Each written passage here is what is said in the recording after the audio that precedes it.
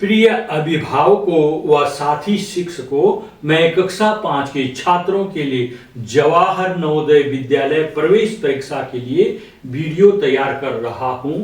पाठ्यक्रम को ध्यान में रखकर यह वीडियो बनाऊंगा। कक्षा 5 के बच्चे काफी छोटे होते हैं, उनके पास मोबाइल नहीं दे सकते हैं, लेकिन अपनी देखरेख में उनको यह वीडियो आप दिखा सकते हैं या वीडियो को खुद देखकर अपने बच्चों की परीक्षा की तैयारी करवा सकते हैं। साथ ही साथ जो अभिभावक अपने बच्चों को NMMS परीक्षा, मुख्यमंत्री मेधावी छात्रवृत्ति परीक्षा, राजीव गांधी नवोदय विद्यालय अर्थात किसी भी स्कूली छात्रवृत्ति प्रवेश परीक्षा की तैयारी करवा रहे हैं, वह अवश्य मेरे channel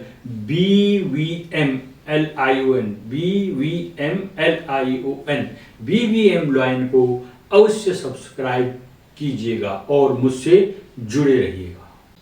dear parents and students, मैं आज से जवाहर नवोदय विद्यालय की परीक्षा की तैयारी के लिए वीडियो बनाना शुरू कर रहा हूँ। वीडियो बनाने से पहले इसके पाठ्यक्रम और प्रश्न पत्र क्या आते हैं उनके बारे में जानना जरूरी है। तो आइए जानते हैं जवाहर नवोदय विद्यालय में प्रवेश के लिए 3 तरह के प्रश्न पत्र आते हैं। पहला प्रश्न पत्र मानसिक योग्यता परीक्षण, इसमें 40 प्रश्न होते हैं। दूसरा प्रश्न पत्र अंक गणित परीक्षण का आता है, इसमें 20 प्रश्न आते हैं। तीसरा प्रश्न पत्र भाषा परीक्षण का होता है, इसमें 20 प्रश्न आते हैं। परीक्षा का समय 2 घंटे का होता है। इसके फॉर्म अगस्त सितंबर में भरे जाते हैं और परीक्षा जनवरी माह में आयोजित की जाती है। पिछले साल की परीक्षा 20 जनवरी 2024 को हुई थी। अंक गणितीय परीक्षण में 20 चैप्टर है। पहला चैप्टर शुरू करते हैं। पहला चैप्टर है संख्या और संख्या पद्धति। स्थानीय मान, किसी संख्या में किसी अंक का स्थानीय मान यानी प्लेस वैल्यू यह इंगित करता है, माने यह बताता है कि वह अंक इकाई पर है, दहाई पर है, सैकड़ा पर है या हजार के स्थान पर है। जैसे यहाँ पर ये हमने लिखा हुआ है,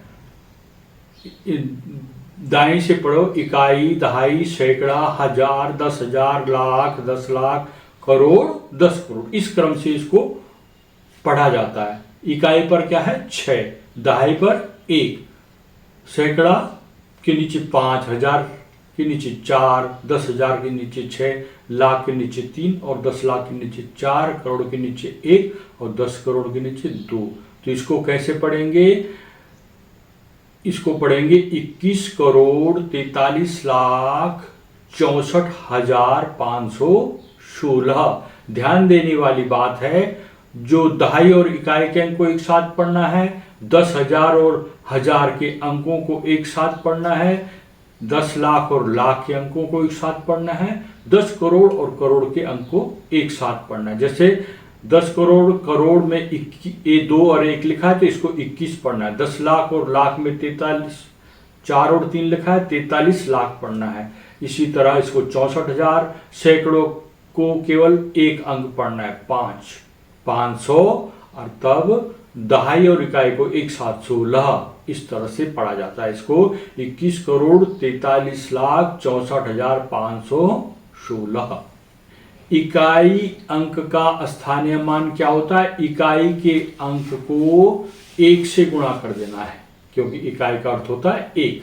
दहाई का अंक का स्थानीय मान क्या होगा? दहाई में जो अंक लिखा है उसको 10 से गुणा कर देना है। दहाई माने 10 से गुणा करना है। सैकड़े के लिए 100 से गुणा करना है। सैकड़े के अंक का स्थानीय मान सैकड़े के अंक में 100 से गुणा कर देना है।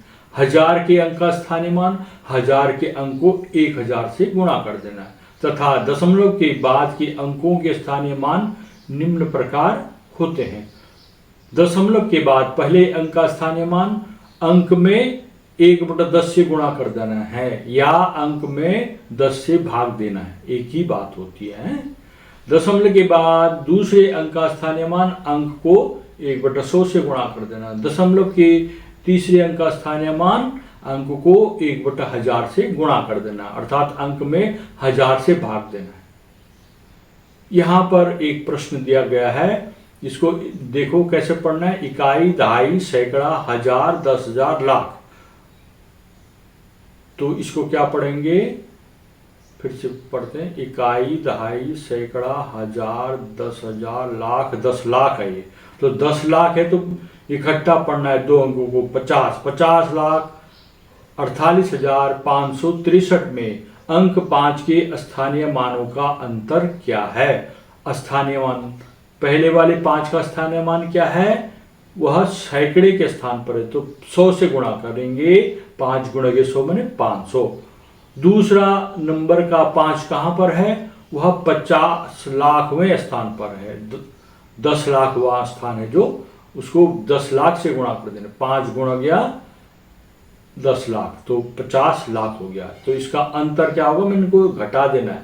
तो 50 लाख में से आपको 500 घटा देना है, तो आप घटाएंगे इसको, तो आपका आएगा 49,99,500।